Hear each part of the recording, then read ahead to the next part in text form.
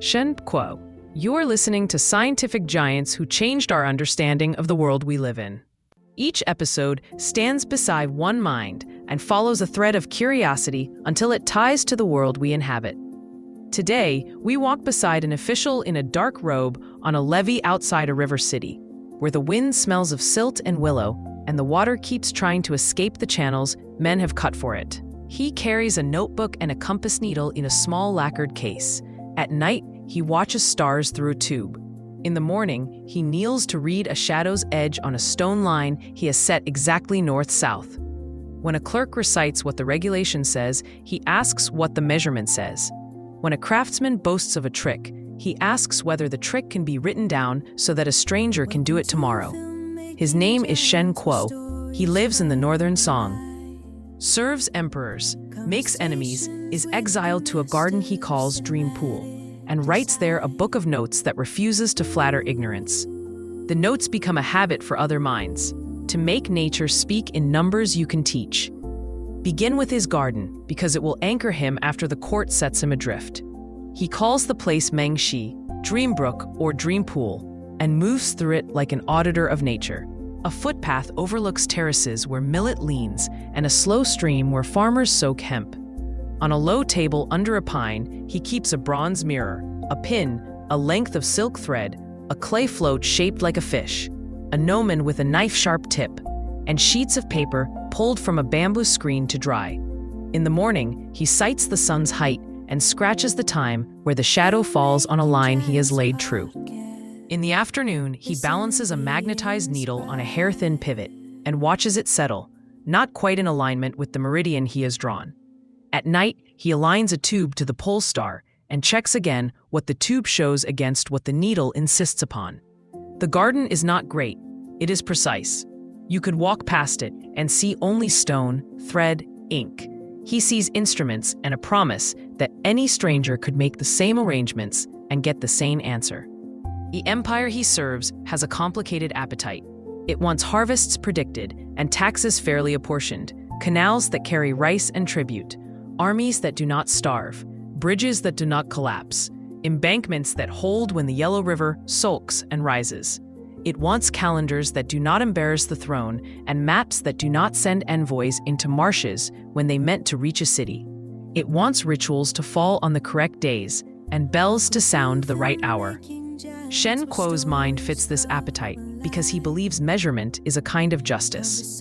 A flood that wrecks a village is not only bad luck, it is also often bad sighting and bad dredging. A tax that bites too deep is not only greed, it is often a mistaken area, a rope stretched carelessly, a field charted with pride instead of length.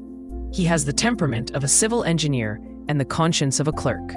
He writes in his notes about the way sediment behaves. The way a canal's angle with a river decides whether silt will settle or race on. The way a gauge must be marked if a dozen men are to read it the same way at dawn. Imagine him east of the capital in a river office where clerks bend over ledgers and a fishy dampness clings to the walls. The water has silted up a channel that merchants need. The channel has been dug again and filled again. On a day when the river drops, he walks the bed and lets sand run through his fingers. The grains are different sizes. He notices that where the current slackens, the heavier grains settle first. Where the current accelerates, finer particles stay aloft and travel farther. He walks a bend and sees that the outer bank is raw where the river gnaws, and the inner bank grows a sand tongue where the current lets go its load. He watches a tributary enter a main course and makes a sketch of the angle that will persuade more silt to pass. From such walks, he writes a policy. Do not spend treasure dredging where the river will refill. Move the obstacle that makes the river slow down. Change the geometry, and the physics will become your ally. In the Dream Pool essays, he stitches these observations into sentences so plain that a junior official can see what to do next week. He is not content with one story of water. North of the Yangtze, he finds fossil bamboo buried deep where no bamboo grows in the present climate. He concludes that the region was once warmer and wetter. Climates change over long spans. botany remembers what rulers forget. In another place, he writes of a hillside quarry where workmen pry open slate and find the imprint of a small fish, the body pressed into stone so cleanly that scales can be counted. Or they find shells high in the hills, far from the sea. The objects are not curiosities for a cabinet. They are index cards for a larger claim. The land has had different shapes. What is now mountain was once mudplain or seafloor. Strata are pages in an archive the earth keeps about itself. He makes that inference without a microscope or a theory of uplift. He makes it because he has the patience to let a stone tell a story without forcing a myth into its mouth. The Dreampool essays are full of such small convictions that alter what a culture will permit itself to say. That time is longer than memory, that landscapes are made and remade, that climate is a habit that can change, not a fate written in a god's handwriting. When night comes and the levees are quiet, he turns toward the other instrument that runs the empire, the sky. The court's prestige rests in part on its calendar. If officials declare the solstice late and the people notice the sun disobeying, the emperor blushes by proxy. Shen Kuo inherits a long tradition of careful skywatching, but he suspects that some of his predecessors were sloppy about the one thing that matters most. Whether your instrument points where you think it points, he looks at the pole star and notes that it is not exactly at the pole. Texts that speak as if the pole star sits nailed to the world's axis are comforting and wrong. He marks the star's offset and learns to calibrate against the movement. He describes how to align a sighting tube so that others can do it the same way. He scolds fingers that think a rough pointing is good enough. He revises star coordinates. He adjusts noon lines. He treats the calendar not as a poetic possession of the throne, but as a civic device that must be tuned until it tells time honestly. He then does what good administrators always do when they smell a discrepancy. He asks whether different departments agree. Navigators have for years used the south-pointing needle, a lodestone's gift, turned into a craft in which a sliver of magnetized iron floats on water or hangs from a silk thread and settles to a stable direction. If the heavens have a true north and the needle obeys a different north-south, then a small and treacherous angle must be living between them. He checks and finds it. The needle deviates. It leans east of the meridian. He does not explain why. He is not a theorist of magnetism, but he records the fact and draws the consequence. A compass is an honest instrument that must nevertheless be corrected. In the Dreampool essays, the discovery sits without fanfare, a sentence that will be a tool in another man's hand. With that sentence, harbor pilots and mapmakers become cousins. A declination printed at the bottom of a chart becomes a quietly public act of intelligence, an admission that truth comes with angles you must learn to subtract. The Bureau of Astronomy is invisible in many of these scenes and essential in all of them. Shen Kuo serves there, with authority to reform what needs reforming. He supervises calendar work, instructs men to rebuild instruments, checks water clocks for winter's mischief and summers, sends letters to provincial officials, asking for measurements that will make a fresh star map less embarrassing than the last. He tightens the workmanship of the tools. A sighting tube becomes thicker where hands shake. A scale is cut finer. The clepsydra gets a narrower throat. A star chart is copied with grid lines he can reference in an argument. He will never write an optical treatise like Ibn al-Haytham in Cairo, weighing rays and refraction. But he writes the manuals that make an observatory behave, and he writes them as if a stranger 1,000 li away will need the tone of the instructions more than their poetry. Here is a different room, a printing workshop warm with charcoal braziers, where a man named Bi Sheng works at a low table full of wooden boxes. Shen Kuo visits and later records what he saw there with the care of an accountant. Bi Sheng cuts characters from fine clay, one per tile, and bakes them until they are strong enough to take ink without smearing, light enough to be moved quickly by fingers that know the case. He spreads a thin layer of resin, wax, and paper ash on an iron plate and warms it until it is tacky. He sets the characters into this bed to make a page and scrapes and taps until the surface is flat. He prints, lifts the type, rearranges, prints again. The method is neither mystical nor easy. It is a system. Shen Kuo praises the thing that matters most, Not that one clever man made one clever page, but that the procedure can be taught to make 10,000 pages in many towns. In a culture already rich with block printing, movable type introduces a different rhythm, not carving a whole page once, but composing and recomposing a page from elemental pieces. Shen Kuo's note does not claim the glory. It stores the craft in sentences so that another city can borrow it without a pilgrimage. Because his mind is a map of the empire's needs, he also writes about the other kind of map. He is impatient with drawings that please the eye and betray the foot. He advocates maps that use measured distance and direction, not guess and pride. He draws attention to grid lines, to scales, to compass bearings that make a straight path believable. In a note that sounds like complaint and hope at once, he describes surveyors who pace distances and string ropes across rivers, measure angles with sighting poles, reduce a countryside to numbers, and then ruin the work by drawing without reference lines. A map without a grid is a story that can drift.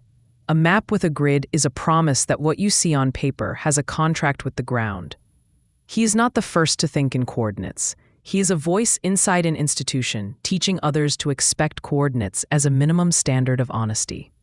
Shen Kuo's temperament shines in the argumentative footnotes he writes to other people's certainties. He is pestered by doctrines that make problems simple by making them stupid.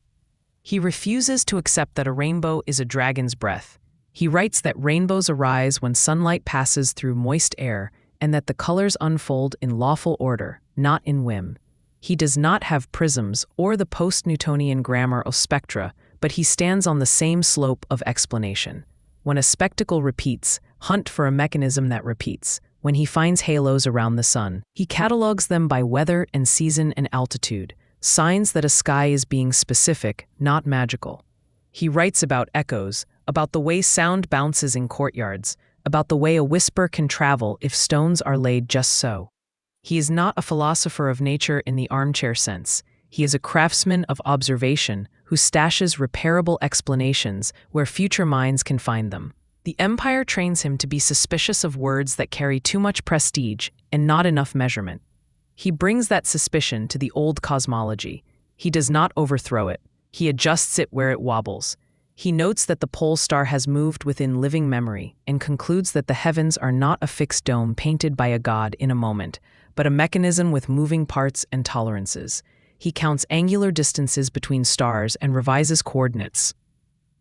He inventories the sun's shadow over the year and corrects the calendar's promises. He understands that the day you keep by sundial and the day you keep by a star will not agree without careful arrangement, and that a government that expects people to obey the calendar had better learn to obey the sky. On the frontier, he learns a different kind of science, how ignorance kills. The court sends him to manage a crisis of walls and supplies and hills at the edge of the state. He sees how a false map wastes hours, how a badly sighted beacon fails to relay warning, how a watchtower that is handsome and off by a degree becomes a joke that costs a village in the night. He stands on a ridge and watches mist eat distance and turn hills into islands, and understands with a soldier's clarity why topography must be described so that a man in danger can still recognize it. Some of the Dreampool essays read like the minutes of a disaster averted, a bridge sighted where scoured piles will not last the season, a dam that looks thick enough until the flood comes and asks whether the clay under it is honest, a plan for a canal that would have saved money in June and cost lives in the next year's thaw. He keeps returning to the same refrain. Instruments and maps are not ornaments of a refined court. They are the muse by which a government keeps its promises. Do not imagine him as a modern progressive in antique costume. He is a man of his administration and its hierarchies, a loyal servant of emperors, a participant in reforms that made enemies of other loyal men.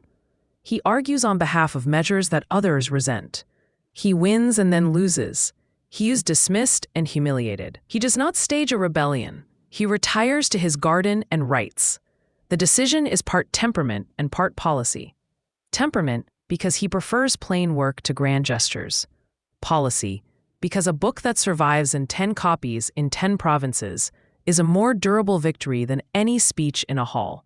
He names the book modestly. Brush talks from a dream brook, as if the brush and the stream did the work, and he only listened. The modesty is calculated and decent. It invites other hands to add, correct, argue. It treats knowledge as a civil service that is happier in many hands than in one heroic pose. If you stand beside him at Dream Pool long enough, you begin to see how he thinks across scales. One day he studies a needle and notes that suspending it on a sharp axis makes it more obedient than floating it on water. When the contact is small, friction recedes, and the direction declares itself more sharply. Another day, he looks at a mountain cut by a road and marks how layers of shale and sandstone lie like pages in a ledger. He imagines rain writing an entry every season, and the land turning pages by flood and drought and uplift. Another day, he watches a carpenter square a frame and thinks about plumb and perpendicular as moral qualities. He is not a mathematician of abstractions. He is a mathematician of habits. Teaching a civilization to make lines that stay true when eyes are tired and to trust lines more than reputations. He writes with affection about small instruments.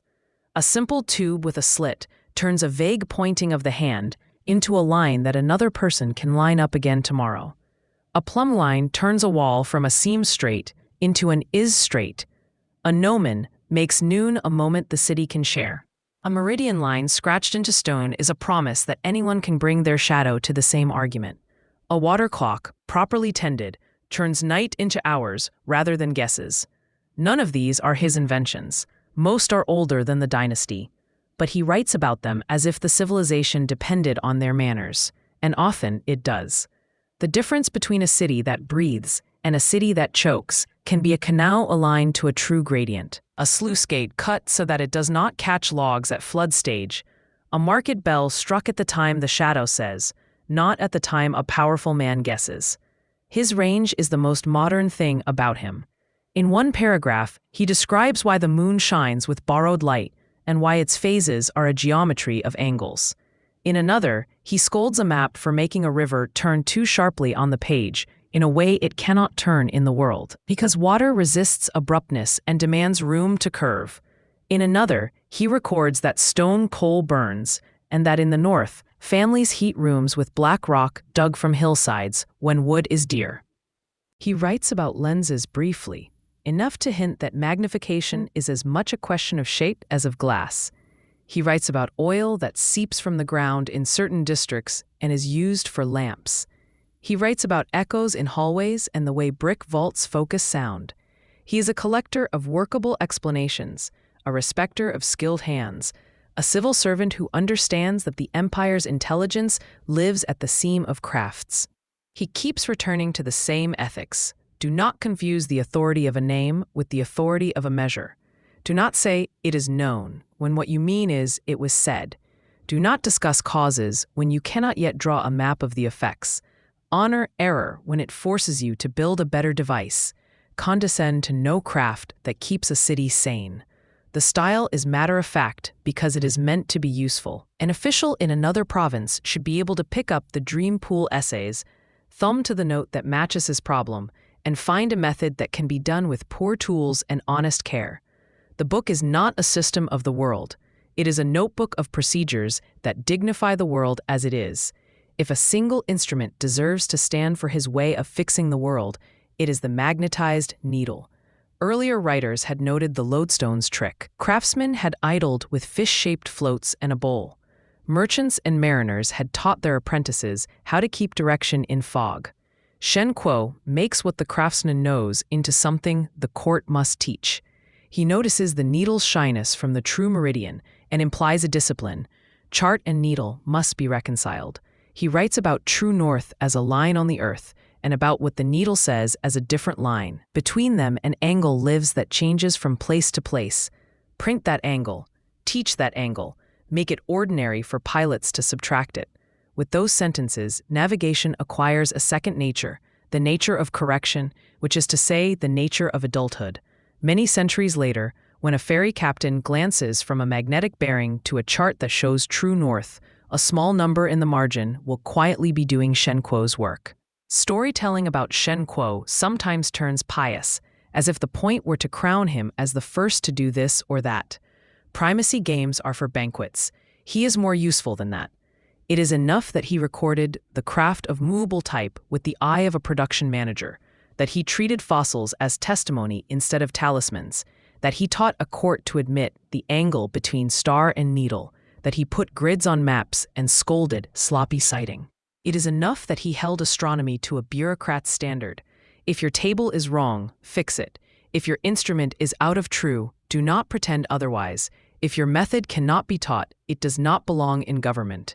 It is enough that he acknowledged climate drift without turning it into a hymn or a panic, and that he wrote about coal and oil as simply as he wrote about bamboo and clay. These are gifts not of a genius's lightning, but of a craftsman's lantern, carried everywhere. He is also a writer with a taste for human texture. Between notes about shadows and rivers, he writes of a musician whose ear can name the pitch of a bell tied up in cloth merely by tapping it with knuckles. Of a physician who diagnoses by the smell that rises when a heated cup is lifted from the skin. Of a magician's trick undone by placing a mirror at an angle and letting the audience see the hidden movement. These passages are not digressions. They show the same appetite for repeatable causes, the same refusal to let a trick bully a mind, the same delight in craft that behaves. He honors skill without romanticizing it. He extracts method from spectacle and leaves the rest. His pen sharpens when he discusses memory and forgetting. He has watched institutions lose knowledge not by malice, but by the attrition of old men and the pride of new ones. A tributary state sends a map thicker than a ledger. A new governor bins it because his own cartographer flatters him with a cleaner drawing that lies. A reformer scraps a good practice because it carries an enemy's signature. By the time somebody notices that the new map cannot steer a caravan, nobody can find the old one. Part of the Dream Pool essays is a prophylaxis against institutional amnesia. He writes down procedures, not slogans, because procedures cross factions with less damage than boasts do. He writes with enough detail that a stranger can reconstruct the method when the resource that once justified it is gone. In that sense, his book is not only science, it is administrative hygiene. It is tempting to compare him to today's scientists and engineers and award him honorary degrees across centuries. He would accept the praise if it came with budgets and instruments for his bureaus.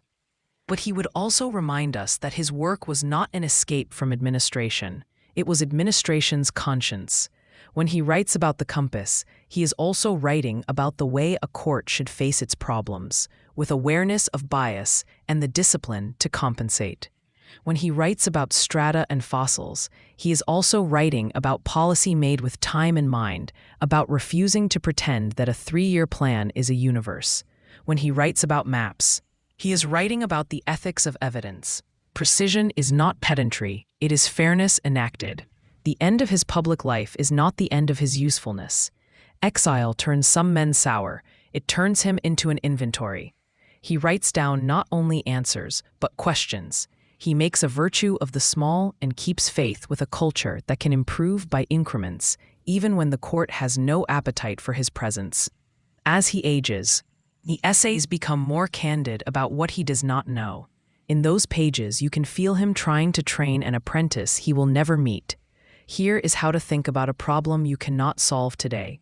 Here is how to set up an instrument so that the next person can learn what you could not. Here is how to keep notes without lying to yourself. The humility is not theatrical. It is what a craft looks like when it stops auditioning for admiration. We could stop here, beside the pond where a dragonfly lands on a reed, and the man with the compass smiles because the wind has shifted south. But carry 2 of his scenes into our time, so his habit does not feel antique. The first is a call center in a city you know. Each agent's screen shows statistics for calls answered, time spent, problems resolved. A manager notices that a software update has pushed the average handle time up by a minute. The old manager would scold. The new manager, who has read some version of Dream Pool, asks whether the measurement changed. Are we timing from the first ring or from the first hello? Did we change a script that requires a disclosure at the start? Did we add fields to the form that agents must fill? Before we blame people, check the instrument. Shen Kuo is nodding from 1,000 years away. The second scene is a harbor in fog. A ferry captain watches a magnetic needle and a glowing screen. The needle points one way. The map's meridian points a slightly different way because the software draws true north while the needle still answers iron in the earth. Somewhere in the code, a small correction sits, a local declination that keeps the ferry from shaving a buoy. Most passengers never know the number exists. That is how you can tell you live in a civilization that has learned to hide its intelligence inside its habits. Shen Kuo would have approved. Publish the angle so that pilots can subtract it. Make it ordinary. Make it boring. Because this is a series about giants who changed our understanding of the world we live in, it is fair to ask exactly what changed, because Shen Kuo wrote in his garden. Compasses moved from craft to statecraft. Maps moved from pride to precision. Calendars moved from ritual to measurement.